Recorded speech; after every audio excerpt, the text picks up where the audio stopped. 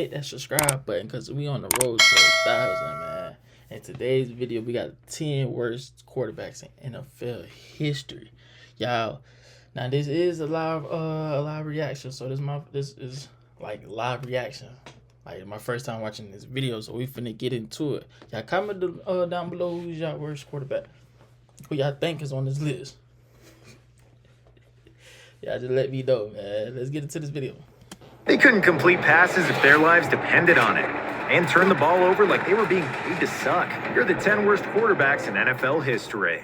What better place to start than Johnny Football? As perhaps the most electrifying player in the history of college football, Johnny Manziel's pro career was over before it even started. As the first freshman and fifth player in NCAA history to pass for 3,000 yards and rush for 1,000 in a single season, he became the first freshman ever to win college football's most prestigious award, the Heisman Trophy. The 2012 winner of the Heisman Memorial Trophy is Johnny Manziel. This incredible success led to Manziel becoming an instant celebrity. From hanging out with LeBron James to partying with Drake, Johnny Manziel was everywhere. The issue was, NFL teams were worried that Manziel enjoyed being a celebrity more than being a football player. Despite that, his play in college was so special that in 2014, him being drafted by the Browns with the 22nd pick to the Cleveland Browns select Johnny Manziel inspired hope in Cleveland sports for the first time since LeBron had left for Miami. But this feeling quickly vanished when the Browns' biggest fear came true. Manziel finished his rookie season 0-2 as a starter with 175 passing yards, 2 interceptions, 0 touchdowns, and a 54.1 completion percentage in 5 games played. But that wasn't the worst part. Reports of Manziel being seen at clubs, drinking and partying came out all throughout his rookie year, and it showed on the field.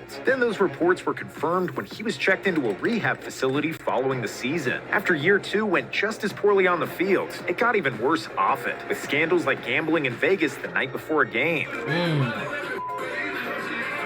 The Browns decided they had already seen enough, as Cleveland did the once unthinkable by releasing Manziel. In 14 total games, he threw 7 touchdowns and 7 interceptions, while completing just 57% of his passes. The Browns won just 2 of the 8 games Manziel started. In a league that gives out second and third chances like clockwork, it speaks volumes that Manziel never signed another NFL contract. And while Manziel never got another opportunity, Joey Harrington may have had too many, going from collegiate All-American and cover boy for EA Sports college football video game to unwanted NFL backup. Harrington became nothing more than a what-if story. After he tore it up at Oregon, the Lions were thrilled to take him in the 2002 draft. Third choice in the 2002 draft, Joey Harrington, quarterback from Oregon. Harrington was billed as the perfect guy to turn things around in Detroit after winning just 5 times in 2 seasons. But as a rookie, he went 3-9 and completed just half of his passes while throwing 4 more interceptions than touchdowns. Harrington followed up this slow start the next year by leading the league in interceptions with 22. After 2 more losing seasons in Detroit, the Lions shipped him off to Miami for only a 5th-round pick. Despite the consistent change of scenery, one thing remained constant: his turnover problem. After an injury to the Dolphins starter, Harrington came in and threw 15 interceptions in 11 games. It was an issue that followed him to Atlanta the next year, where after being called into action due to Michael Vick's suspension, he threw 8 interceptions to only 7 touchdowns. Harrington never played another snap and finished his career with just 1 season where he threw more touchdowns than interceptions. That would explain his 26-50 record as a starter and never finishing a season with a winning record. As the polar opposite of Harrington's pro career, Matt Leinart coming out of college was viewed as a natural-born leader and winner. MVP of the 71st Facts Orange Bowl, Matt Leinart. Until the world realized he was not him. At USC, Leinart was as reliable as they come. I just gotta focus in on what my job is and leading my team, and that's what I plan on doing. Going 37-2 as a starter and as a sophomore winning the Heisman Trophy. The winner is Matt Leinart from the University of Southern California. So when the Cardinals took him in the 2006 draft with the 10th overall pick, The Arizona Cardinals select Matt Leinart. there was little to no doubt that he'd be able to make the jump to the next level. Except that's not how it went at all for college football's golden boy. As a rookie, Leinart started 11 games and threw more interceptions than touchdowns, while only completing 56.8% of his passes. Over the next 3 years, Leinart only started 6 games for Arizona, and in none of those seasons threw for more touchdowns than picks. Before the final preseason game ahead of his 5th year with the Cardinals, the team was so frustrated with his play that they straight up released him. He was so bad that Arizona realized they couldn't even get anything in return for him. Leinert's NFL career never had a second act, as he spent the next 2 seasons with 2 different teams and only started 1 game. He finished his career having only played 33 games, starting just 18 of them. With an 8-10 record, Leinert threw 21 interceptions and 15 touchdowns with a completion percentage of 57.1. Unlike Leinert, DeShone Kizer didn't come into the league with high expectations as a late 2nd-round pick by the Browns in 2017. The Cleveland Browns select DeShone Kizer. But Kizer did leave the league having made history, just not for the right reason. Despite not being a top draft choice, Cleveland still named Kizer the starter going into the season. I'm starting to think it's Cleveland, bro. You mean to tell me y'all have 100 quarterbacks, 100 quarterbacks, and this organization still can't get it right? If it ain't no quarterback, then what it is? I think the only 2 quarterbacks that y'all really had that was a little decent was Baker Mayfield, Deshaun Watson.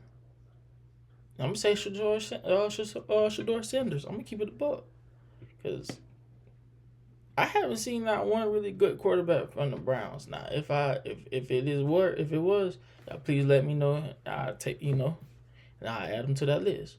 But for my list, I'm gonna keep it right there. Tremendous amount of faith to place in the unproven rookie. In 15 games started that year, he threw 22 interceptions and only 11 touchdowns while completing just 53.6% of his passes. And as if Kizer leading the league in interceptions wasn't bad enough, the Browns didn't win a single game. I mean, that was one of my worst performances ever in any sport I've ever played. This league is one where you can't deal with turnovers. Cleveland went 0-16 and became just the 3rd team in NFL history to go winless in a season. After suffering such a historically awful year led by Kizer, the Browns couldn't wait to trade him away to the Packers. In Green Bay, he appeared in only 3 games and threw 2 interceptions without a touchdown. Ahead of the following season, the Packers released Kizer, and his NFL career mercifully ended. It was extremely brief, but one that will forever live in infamy, as Kizer never won an NFL game that he started. And while Kizer's career was over before it began, Chris Winke's long journey to finding his name on this list is by far the most unique and unconventional. At Florida State, Winke won a national title and the Heisman Trophy while leading the nation in passing yards. With a background like that, it may come as a shock to find out he was a 4th-round pick. The thing is, at the time of the 2001 draft, Winke was already 28 years old. Stetson Bennett don't have nothing on it. Prior to Winke going to FSU, he was a minor league baseball player for 6 years. So, his unusual old age scared away every team except for the Panthers. As a rookie, Winke led the Panthers to a Week 1 victory, and all of a sudden the rest of the league looked stupid. But then, he went on to lose his next 14 starts, throwing 19 interceptions and 11 touchdowns with just a 54.3 completion percentage. After such a disappointing year, Carolina lost all confidence in Winke, and over the next 3 seasons, only let him start 4 games. The Panthers then released Winke, who went unsigned that offseason and deep into the following year. He didn't get another shot until the 49ers were desperate from having lost all 3 of their quarterbacks to injuries. I guess some things never change. In San Fran, Winke started just 1 game before his career was officially over. He finished with a 2-18 record as a starter with 15 touchdowns, 26 interceptions, and a 54.4 completion percentage. While a 4th-round pick like Winke not panning out doesn't come as a shock, Heath Shuler was supposed to be such a can't-miss prospect that he got an insane rookie contract. He just never lived up to it. As SEC Player of the Year at Tennessee, Shuler was taken in the 1994 draft by the Redskins with the 3rd overall pick. The Washington Redskins select Heath Shuler, quarterback, Tennessee. Washington was so confident that he was going to be the face of their franchise for the foreseeable future that they signed him to a 7-year deal, which is now unheard of for a first contract. After giving him such a wild deal, of course, they had to immediately name him the starter, but Shuler didn't reward the team for their belief in him. As a rookie, he went 1-7 with 10 touchdowns, 12 interceptions, and a 45.3 completion percentage. Year 2 wasn't much better, as Shuler in 5 starts threw 7 interceptions and just 3 touchdowns. His play was so miserable that the following season, Washington didn't let him throw a single pass before trading him to New Orleans. With the Saints, Shuler threw for an eye-opening 14 interceptions with just 2 touchdowns. After such an impressively bad campaign, teams avoided Schuler like the plague, and his career was over. Having gone 8-14 as a career starter, he threw twice as many interceptions as he did touchdowns, and completed less than half of his passes. Sticking with the theme of putting together almost unbelievable stat lines, Kim McQuilkin, over the course of his career, did just that. And to say things got off to a slow start for McQuilkin wouldn't do it justice. The Falcons' third-round pick in 1974, McQuilkin, as a rookie, appeared in 5 games and started 2 of them, throwing 9 interceptions without a single touchdown. While you'd think his play could only go up from rock bottom, it really didn't. In year 2, he played in 3 games and again started 2, this time throwing 9 interceptions with only 1 touchdown. McQuilkin never turned it around in his following 2 seasons with Atlanta, before serving as a backup in Washington for 1 more. Having played 26 games and gone 2-5 as a starter, McQuilkin finished with 4 touchdowns, 29 interceptions, and a completion percentage below 40. His career numbers were so bad, it's not too insane to think he could have been intentionally throwing games. His interception prop was definitely a lock every week, though. But no one found a way to rack up turnovers quite like Achilles Smith. Coming out of Oregon, he was billed as a franchise changer with his dual threat ability, except it wound up only leading him to making this list. In the 1999 draft, the Bengals took Smith with the 3rd overall pick. The Cincinnati Bengals select Achilles Smith, quarterback, University of Oregon.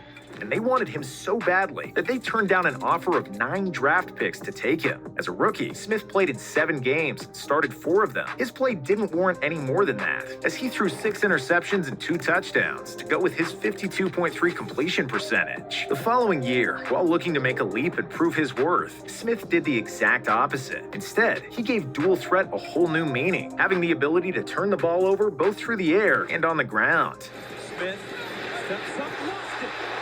That season, Smith went 2-9 as a starter while throwing 3 touchdowns to go with 6 interceptions and 14 fumbles. With one of the worst turnover problems ever seen, the Bengals over the next 2 years only trusted him to start 2 more games. He completed 17 of his 41 passes for 154 yards and 0 touchdowns, while adding in a fumble and interception for good measure. He never played another snap in the NFL, finishing with 5 touchdowns, a 46.6 completion percentage, 13 interceptions, and 19 fumbles.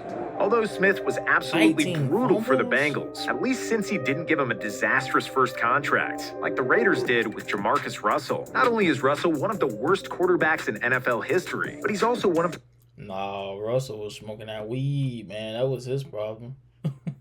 I take that back. Because there's a lot of people that is blowing gas in the NFL, or it was blowing gas in the NFL, and that was good. But I think he was drinking lean, too. He was doing something. Either smoking weed or drinking lean. He was doing something. I can't remember which one, though.